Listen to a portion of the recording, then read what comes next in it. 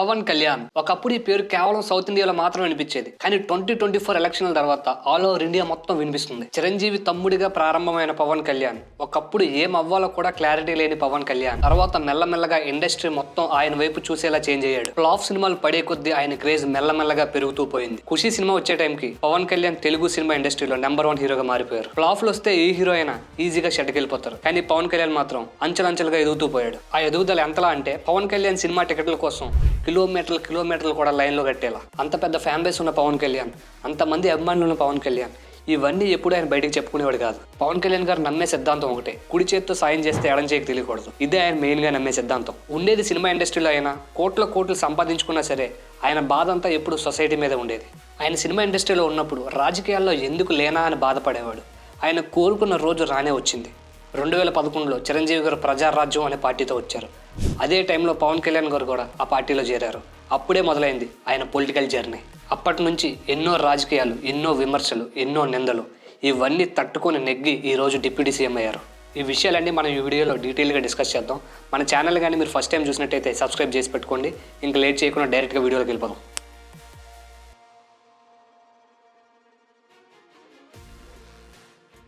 అది 2008. అప్పటి వరకు ఆంధ్రప్రదేశ్ రాజకీయాలు అంటే కేవలం 2 పార్టీలకు మాత్రమే పరిమితం. ఒకటి కాంగ్రెస్, ఇంకోటి టీడీపీ. ఇదే టైంలో పుట్టిందే 3వ పార్టీ ప్రజారాజ్యం. చిరంజీవి గారు స్టార్ట్ చేశారు దీన్ని. ఈ ప్రజారాజ్యం పార్టీలోనే పవన్ కళ్యాణ్ గారు కూడా చేరారు. చాలా యాక్టివ్గా ప్రచారం కూడా చేశారు ప్రజారాజ్యం పార్టీకి. పవన్ కళ్యాణ్ గారు వస్తున్నారంటే 2008, 2009 టైంలో జనాలు తండోపుతండాలుగా చూడడానికి వచ్చేసేవాళ్ళు. అయితే ఆ జనాలందరూ ఓట్లేసారా అంటే లేదు, వేయలేదు. 2009 ఎలక్షన్స్లో చిరంజీవి గారి ప్రజారాజ్యం పార్టీ చాలా దారుణంగా ఓడిపోయింది. కేవలం 18 సీట్లు మాత్రమే గెలిచింది. అయితే కాంగ్రెస్ పవర్లోకి వచ్చిన తర్వాత 2011 టైంలో ఈ ప్రజారాజ్యం పార్టీని కాంగ్రెస్లో విలీనం చేయడం జరిగింది. ప్రజారాజ్యం పార్టీ కాంగ్రెస్లో విలీనం చేసిన తర్వాత పవన్ కళ్యాణ్ గారు చాలా వరకు రాజకీయాలకు దూరంగా ఉన్నారు.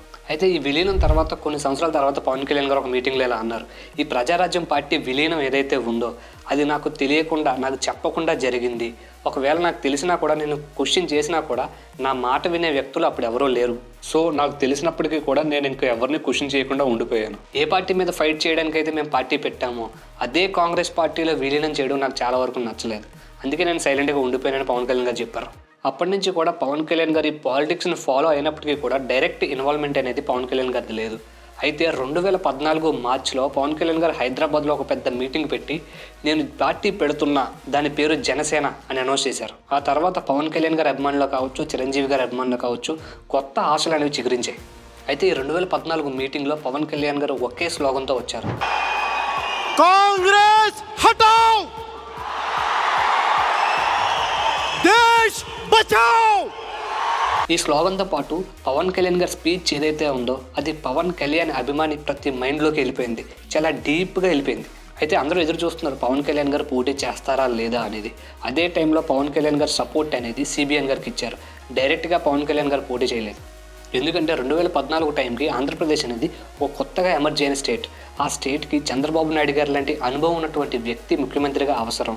ఇప్పుడు నేను పోటీ చేసినా ఈ ఓట్లు చీలిక అనేది ఖచ్చితంగా జరుగుతుంది. ఇలా జరగకూడదనే ఉద్దేశంతోనే నేను చంద్రబాబు నాయుడు గారికి సపోర్ట్ చేస్తున్నానని పవన్ కళ్యాణ్ గారు ఓపెన్గా చెప్పారు. ఈ 2014 ఎలక్షన్ క్యాంపెయినింగ్ టైంలో ఆయనకి ఎంతో ఇష్టమైన వ్యక్తులకు కూడా వ్యతిరేకంగా ప్రచారం చేయవలసి వచ్చినప్పటికీ కూడా పవన్ కళ్యాణ్ గారు వెనక తగ్గలేదు. మల్కాజ్గిరి నుంచి లోక్సత్తా అధినేత జయప్రకాష్ నారాయణ గారికి, అలాగే ఇబ్రహీంపట్నం నుంచి అల్లు అర్జున్ గారి మామగారైన శేఖర్ రెడ్డి గారికి ఇద్దరూ ఆయనకు ఎంతో ఇష్టమైన వ్యక్తులు, సన్నిహితులు అయినప్పటికీ కూడా వాళ్ళకి వ్యతిరేకంగా ప్రచారం చేయవలసి వచ్చింది పవన్ కళ్యాణ్ గారికి. ఇక్కడ పవన్ కళ్యాణ్ గారికి ఒక విషయం అయితే బాగా అర్థమైంది, ఈ రాజకీయాలు మనిషిని ఎలా మార్చేస్తాయంటే ఎంతో తనకు ఇష్టమైన వ్యక్తుల్ని, అలాగే కుటుంబ సభ్యులు కూడా కొన్నిసార్లు శత్రువులుగా చూడాల్సి వస్తుందని ఆయనకు అర్థమైంది. ఈ ప్రచారం తర్వాత పవన్ కళ్యాణ్ గారు ఒక మాట చెప్పారు, నాకు ఎవరి మీద ఎలాంటి కోపం లేదు, నేను కేవలం ఈ పొత్తు ధర్మం పాటిస్తున్నా అంతే అని ఆయన వెల్లడించారు. 2014 ఎలక్షన్స్ అయితే అయిపోయి రిజల్ట్స్ కూడా వచ్చేసాయి. టీడీపీ ఘన విజయం సాధించింది. అయితే ఇక్కడ టీడీపీ పవర్లోకి వచ్చిన కొన్ని సంవత్సరాలకే టీడీపీకి జనసేనకి కొన్ని గొడవలు అనేవి వచ్చాయి, క్లాషెస్ అనేవి స్టార్ట్ అయ్యాయి. ఈ టీడీపీ పార్టీ నాయకులు చేసే అక్రమ దోపిడీల మీద అలాగే ఇసుక మాఫియాల మీద పవన్ కళ్యాణ్ గారు చాలా గట్టిగా క్వశ్చన్ చేసేవాళ్ళు. అదే కాకుండా పవర్లోకి రాకముందు సిబిఎన్ గారు గట్టిగా స్పెషల్ స్టేటస్ గురించి మాట్లాడేవారు. కానీ పవర్లోకి వచ్చాక కేవలం ప్యాకేజ్తోనే సరిపెట్టుకోవడం కూడా పవన్ కళ్యాణ్ గారికి నచ్చలేదు. ఇంకో పక్క టీడీపీ నాయకులు అవ్వచ్చు, కార్యకర్తలు అవ్వచ్చు, అలాగే నారా లోకేష్ గారు అవ్వచ్చు పవన్ కళ్యాణ్ గారిని విమర్శించడం స్టార్ట్ చేశారు. ఈ విమర్శలన్నీ కూడా చాలా గట్టిగా పర్సనల్గా తీసుకున్న పవన్ కళ్యాణ్ గారు ఒకటే చెప్పారు ఒక మీటింగ్లో, కొడితే తెలుగుదేశం పార్టీ కుంభస్థలం మీద కొట్టాలి అని గట్టిగా చెప్పారు. ఆయన కుట్టి చూపించారు కూడా. ఈ టీడీపీ బీజేపీ అలయన్స్ బ్రేక్ చేసుకుని ఈసారి పవన్ కళ్యాణ్ గారు 2019లో సింగిల్గా పోటీ చేశారు. అది కూడా భీమవరం అలాగే గాజువాక నియోజకవర్గాల నుంచి పోటీ చేశారు. రెండు కూడా కాపు సామాజిక వర్గం ఎక్కువగా ఉండే ప్రాంతాల నుంచి పోటీ చేసి అయితే దారుణంగా ఓడిపోయారు పవన్ కళ్యాణ్ గారు.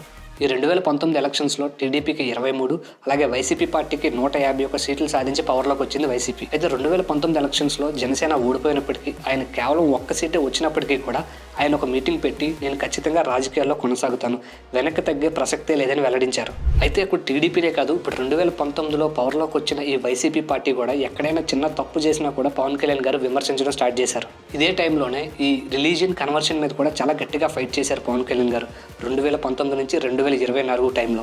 ఆ టైంలోనే పవన్ కళ్యాణ్ గారు ఎలా కనిపించారంటే అందరికీ హిందూ దేవాలయాల్ని అలాగే సనాతన ధర్మాన్ని కాపాడే ఒక యోధుడిగా పవన్ కళ్యాణ్ గారు కనిపించారు. అలానే పవన్ కళ్యాణ్ గారు వైఎస్ జగన్మోహన్ రెడ్డి గారి మీద చాలా ఘాటైన విమర్శలు ఎప్పటికప్పుడు చేస్తూనే వచ్చారు. ఒకనొక టైం వచ్చేసరికి పవన్ కళ్యాణ్ గారు జనసేన పార్టీ ఎలా మారిపోయిందంటే టీడీపీ అపోజిషన్ కాదు, జనసేన అపోజిషన్, పవన్ కళ్యాణ్ అపోజిషన్ అనే విధంగా మారిపోయింది. 2019లో పవన్ కళ్యాణ్ గారికి వచ్చిన ఒక్క సీటు కూడా వైసీపీలోకి వెళ్ళిపోయినా సరే పవన్ కళ్యాణ్ గారు వెనక్కి తగ్గలేదు, ఎవరిని క్వశ్చన్ చేయలేదు. ఈ రాజకీయాల్లో వ్యక్తిగతంగా విమర్శించడం అనేది చాలా తప్పు.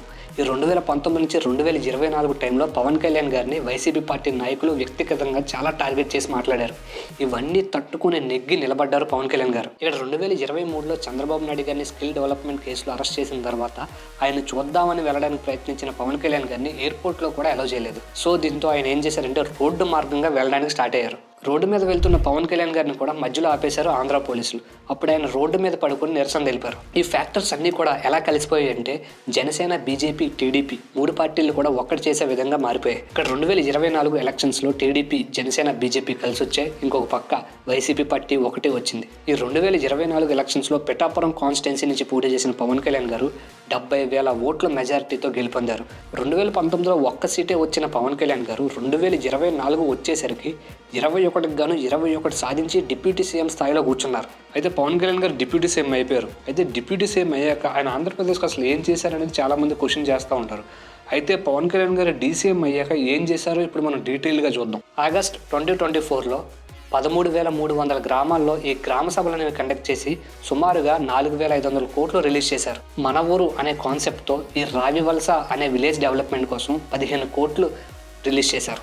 అలానే ఆటో డ్రైవర్ సేవలు అనే స్కీమ్తో వచ్చి సుమారుగా ప్రతి ఆటో డ్రైవర్కి కూడా 15,000 రూపాయల చొప్పున సంవత్సరానికి అందించారు. ఇక్కడ సుమారుగా 3 లక్షలకు పైగా ఆటో డ్రైవర్లకి సుమారుగా 400 కోట్ల పైగానే రిలీజ్ చేశారు.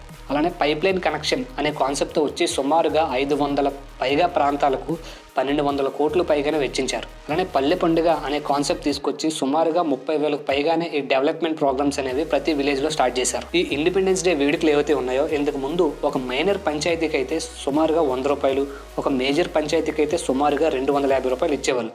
కానీ పవన్ కళ్యాణ్ గారు డిప్యూటీ సీఎం అయిన తర్వాత ఒక మైనర్ పంచాయతీకి 10,000 రూపాయలు, అలాగే ఒక మేజర్ పంచాయతీకి 25,000 రూపాయల చొప్పున పెంచారు. అలానే ఆంధ్రప్రదేశ్లో ఈ రోడ్డు డెవలప్మెంట్ కోసం 2024-2025 బడ్జెట్లో సుమారుగా 8,000 కోట్ల పైగా కేటాయించారు. ఇప్పటివరకు మనం మాట్లాడుకున్నది ఆయన పవర్లోకి వచ్చిన తర్వాత చేసిన పనులు.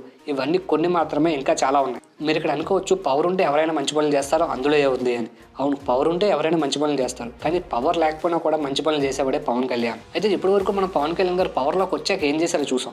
అయితే ఇప్పుడు పవన్ కళ్యాణ్ గారు పవర్లోకి రాకముందు సినిమాల్లో ఉన్నప్పుడు అసలు ప్రజలకు ఏం చేశారో ఇప్పుడు మనం చూద్దాం. చెన్నైలో వరదలు వచ్చినప్పుడు సుమారుగా 2 కోట్లు డొనేట్ చేశారు. 1993లో ఆయన గురువు సత్యానంద గారి చెల్లి పెళ్లికి సుమారుగా 1,00,000 రూపాయలు సాయం చేశారు. 1999 కార్గిల్ వార్ సైనికులకి సుమారుగా 1,00,000 రూపాయలు అందజేశారు. 2004లో సునామీ బాధితులకు సుమారుగా 2 లక్షల వరకు సాయం అందించారు.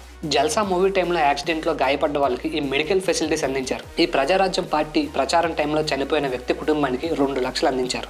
అత్తారింటికి దారేది రెమ్యూనరేషన్లో 70% మనీ ఈ నేషనల్ సెక్యూరిటీ ఫండ్కి అందజేశారు. ఉత్తరాఖండ్ వరదల టైంలో సుమారుగా 24 లక్షలు డొనేట్ చేశారు. అలానే కామన్ మ్యాన్ ప్రొటెక్షన్ ఫోర్స్కి ₹1 విరాళంగా ఇచ్చారు. ఇంకో విషయం, ఈ కేంద్రీయ సైనిక్ బోర్డుకి ₹1 విరాళంగా ఇచ్చారు. దీంతో పాటు కరోనా వచ్చినప్పుడు ఆంధ్రప్రదేశ్ గవర్నమెంట్కి 50 లక్షలు, అలాగే తెలంగాణ గవర్నమెంట్కి 50 లక్షలు, సెంట్రల్ గవర్నమెంట్కి ₹1 డొనేట్ చేశారు. అలానే విశాఖపట్నంలో హుదూద్ తుఫాన్ వచ్చినప్పుడు 50 లక్షలు డొనేట్ చేశారు. ఆంధ్రప్రదేశ్లో సూసైడ్ చేసుకున్న కౌలు రైతులకు సుమారుగా 3,000 మందికి ఒక్కొక్కరికి 1 లక్ష చొప్పున అందించారు. సుమారుగా 30 కోట్లు వెచ్చించారు. ఇవన్నీ కూడా ఆయన రాజకీయాల్లో లేనప్పుడు, ఆయనకు పవర్ లేనప్పుడు చేసినవి. ఇప్పుడు ఆయన చేతిలో పవర్ ఉంది, అయితే ఇప్పుడు ఆయన ఇంకెన్ని చేస్తారో మనం వేచి చూడాలి. అయితే ఇక్కడ పవన్ కళ్యాణ్ గారు ఫ్యూచర్లో సీఎం అవుతారా అంటే ఎస్, ఖచ్చితంగా ఏ ఛాన్సెస్ కూడా చాలా ఉన్నాయి. ప్రస్తుతం పవన్ కళ్యాణ్ గారి పనితీరు అనేది చాలా బాగుంది. ఇలాగే కంటిన్యూ అయితే ఫ్యూచర్లో ఖచ్చితంగా ఆంధ్ర ప్రజలు పవన్ కళ్యాణ్ గారిని ముఖ్యమంత్రి స్థానంలో కూర్చోబెట్టే ఛాన్సెస్ చాలా వరకు ఉన్నాయి. పవన్ కళ్యాణ్ గారు చెప్పినట్టు ప్రాంతీయ పార్టీకి సెంట్రల్ లెవెల్లో ఒక పార్టీ సపోర్ట్ లేకపోతే రాజకీయాలు చేయడం చాలా కష్టం. ఇది ఖచ్చితంగా నిజమే. పవన్ కళ్యాణ్ గారికి బీజేపీ సపోర్ట్ అనేది ఎప్పుడూ ఉంటూ వస్తుంది. అలాగే ఫ్యూచర్లో కూడా బీజేపీ సపోర్ట్ ఉంటే పవన్ కళ్యాణ్ గారికి చాలా బెనిఫిట్స్ ఉంటాయి. అలానే ఇక్కడ జనసేన పార్టీని పవన్ కళ్యాణ్ గారు బలోపేతం చేయడానికి ట్రై చేయాలి. ఒక పార్టీ మీద డిపెండ్ అవ్వడం తగ్గించేసి జనసేన పార్టీని ఎలా స్ట్రాంగ్ చేయాలనే దాని మీద ఆలోచించాలి. ఎప్పుడైతే జనసేన పార్టీ ఇండిపెండెంట్గా పోటీ చేసి గెలిచి రేంజ్కి వెళ్తుందో అప్పుడు పవన్ కళ్యాణ్ గారు ఖచ్చితంగా ముఖ్యమంత్రి అయ్యే ఛాన్సెస్ ఉన్నాయి. మనం జనరల్గా ₹1 సంపాదించి దాన్ని ఖర్చు పెట్టాలంటే 1కి 10 సార్లు ఆలోచిస్తాం. అదే పవన్ కళ్యాణ్ గారు కష్టపడి సంపాదించిన సొమ్ము అంతా ప్రజల కోసమే దానం చేశారు. 3 పెళ్ళిళ్ళని చాలా మంది విమర్శిస్తారు. కానీ ఆయన వైఫ్స్ ఎవరైతే ఉన్నారో ఎవ్వరూ కూడా ఇప్పటివరకు పవన్ కళ్యాణ్ గారి గురించి ఒక్కసారి కూడా నెగిటివ్గా మాట్లాడే ఎవరూ చూడలేదు. ఇంకా పాజిటివ్గా మాట్లాడిన వీడియోస్ అయితే చాలా ఉన్నాయి. ఒక పెద్ద సినిమా యాక్టర్ చెప్పినట్టు పవన్ కళ్యాణ్ గారు కెరియర్ అయిపోతూ రాజకీయాల్లోకి రాలేదు. నెంబర్ 1 పొజిషన్లో ఉన్నప్పుడు అన్ని వదిలేసుకుని వచ్చారు. ఆయన ఎంత ఫ్యాన్ బేస్, ఎంత క్రేజ్, ఎంత పవర్ ఉన్న పవన్ కళ్యాణ్ గారు ఆయన ఆస్తుల విషయానికి వస్తే చాలా తక్కువ. ఆస్తుల కన్నా అప్పులే చాలా ఎక్కువనే చెప్పుకోవచ్చు. సుమారుగా 65 కోట్ల పైగానే ఆయనకు అప్పులు ఉన్నాయి. అయితే ఇలాంటి నిస్వార్థమైన వ్యక్తి మన సొసైటీకి చాలా అవసరం. ఖచ్చితంగా ఫ్యూచర్లో ఆయన ప్రజలు ఒక పెద్ద స్థానంలో కూర్చోబెడతారని ఆశిద్దాం. అయితే పవన్ కళ్యాణ్ గారు ఎంతవరకు ఈ పాలిటిక్స్లో కంటిన్యూ అవుతారు, ఎంతవరకు సక్సెస్ అవుతారు అనేది మనం వెయిట్ చేసి చూడాలి. అయితే ఇక్కడ మీరేమనుకుంటున్నారు, పవన్ కళ్యాణ్ గారు భవిష్యత్తులో ముఖ్యమంత్రి అవుతారా లేదా? మీ ఒపీనియన్ కింద కమెంట్ చేసి చెప్పండి. మన వీడియో కానీ మీకు ఇన్ఫర్మేటివ్ అనిపించినట్టయితే మీ ఫ్రెండ్స్ అండ్ ఫ్యామిలీకి షేర్ చేయండి. ఇలాంటి వీడియోస్ మన నుంచి ఎప్పటికప్పుడు వస్తూనే ఉంటాయి. సబ్స్క్రైబ్ చేసి పెట్టుకోండి. మళ్ళీ నెక్స్ట్ వీడియోలో కలుసుకుందాం. Thank you. జై హింద్.